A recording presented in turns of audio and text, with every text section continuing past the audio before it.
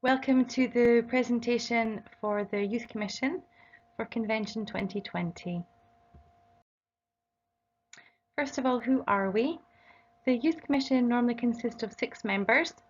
We were down to only 3 members at the beginning of this year, and we very gratefully received Seth Hinckley into our group later in this year, and he's been invaluable with his input. So what is our mission? The Youth Commission's mission is to be a welcoming place. The church is a place where young people can experience welcome, sense belonging, and find moral and peer support, all just as they are seeking to discover who they are and to find their place in the world.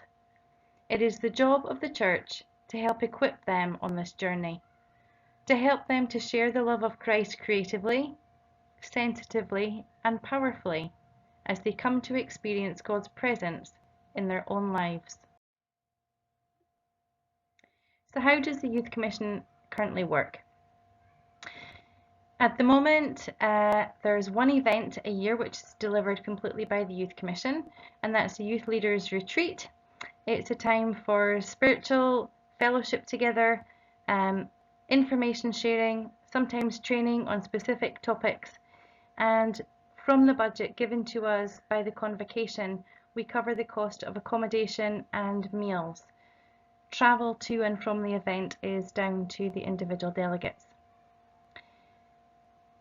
The Youth Commission also works hand in hand with parishes, and at the moment we work on a rota basis, parish by parish, year on year.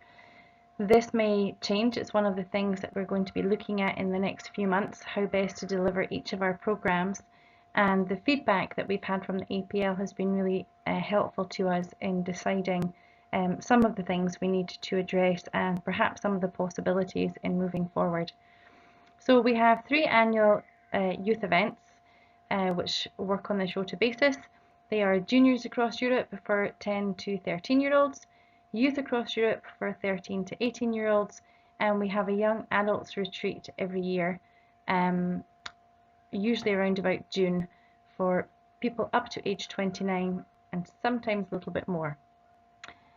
We try to provide support to parishes in delivering these projects by having a liaison person who is a member of the Commission to help with programming, scheduling, the kind of activities that might be age appropriate, figuring out budget allocation, registration forms, and all those kind of administrative tasks. So in COVID-free times, as I've said, we have a variety of events for different age groups, and these are our 4 main events.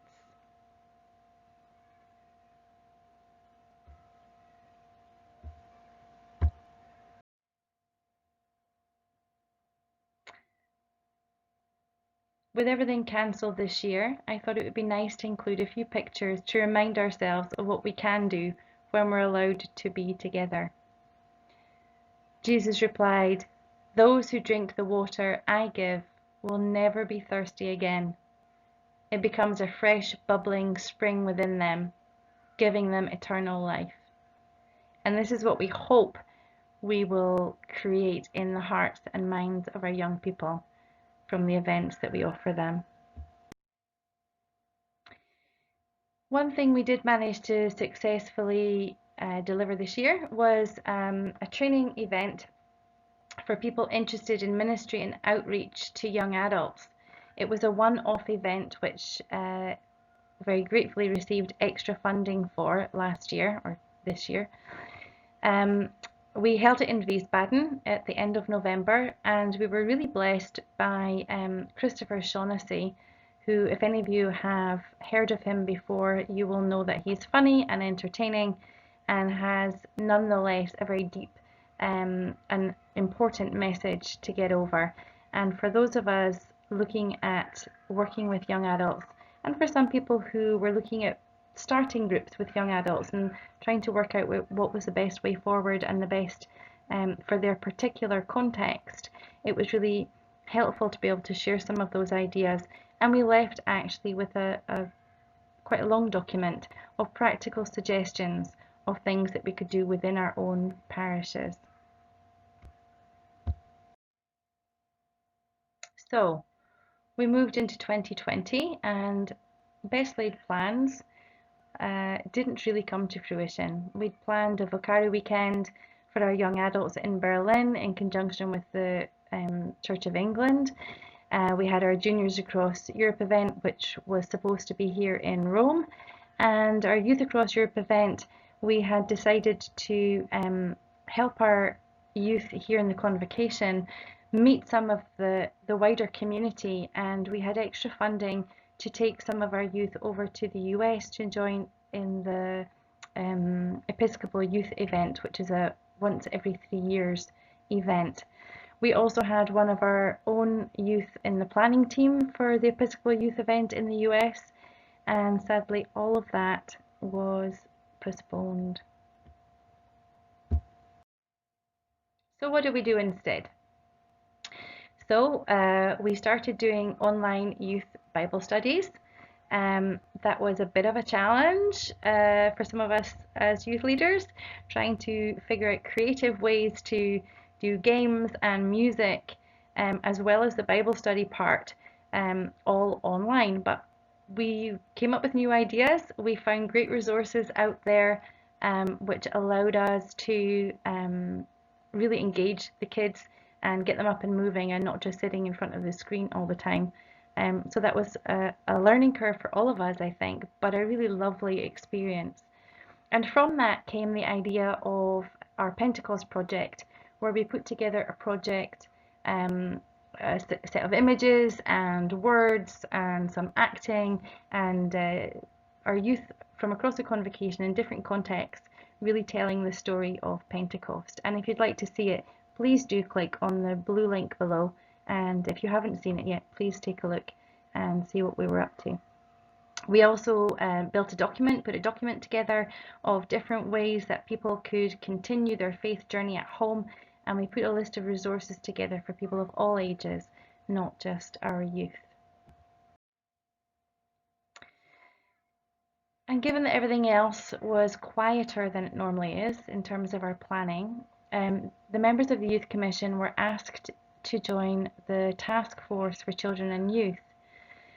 We joined with glad hearts. It was really lovely to be able to work with a bigger group, to take a completely holistic approach and have no agenda, to really start with a blank sheet and ask all the questions that we wanted to ask but never really had the time to engage properly with parishes to get a detailed set of information back. So by sending out surveys and contacting members of our youth leaders group on our WhatsApp chat, we got some really, really helpful information, as did the task force in terms of children's ministry, which was information we didn't have. The Youth Commission traditionally has worked from age 10 up, and although we have engaged from time to time with particular issues for people wanting to start up Sunday schools or looking for resources, we have helped out obviously, but it's not part of our main remit. So it was really nice to look at how all that fits together in a more holistic way.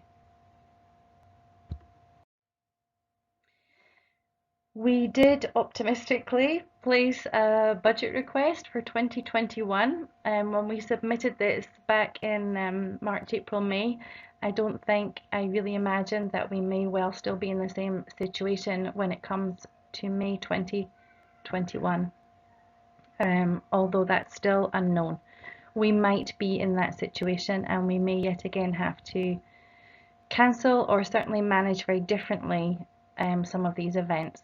But this was the budget that we proposed, assuming that all would be relatively normal by 2021. And obviously this is an ongoing discussion and may need to be reviewed at a later date.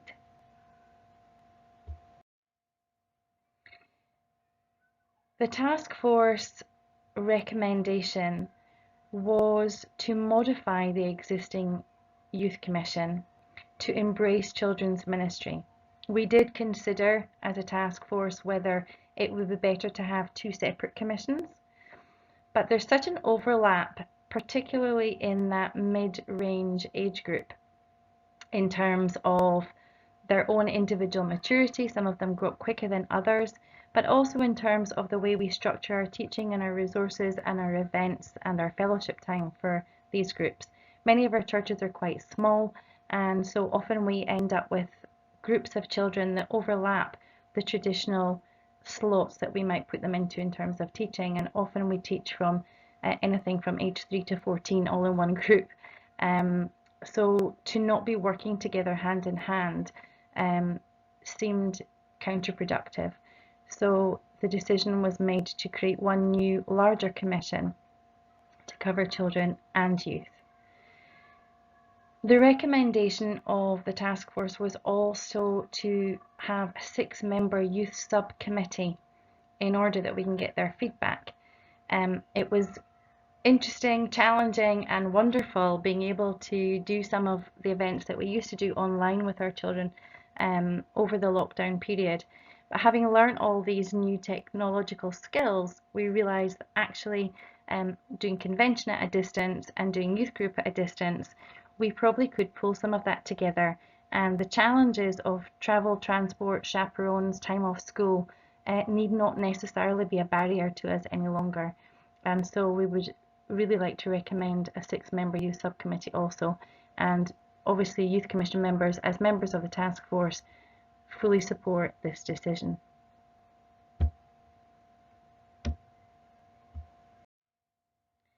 And finally, as always, a huge thank you to all our volunteers who are members of the task force, our volunteers who are members of the youth commission, and our volunteers working day in, day out in parishes doing things which are not always noticed or thanked.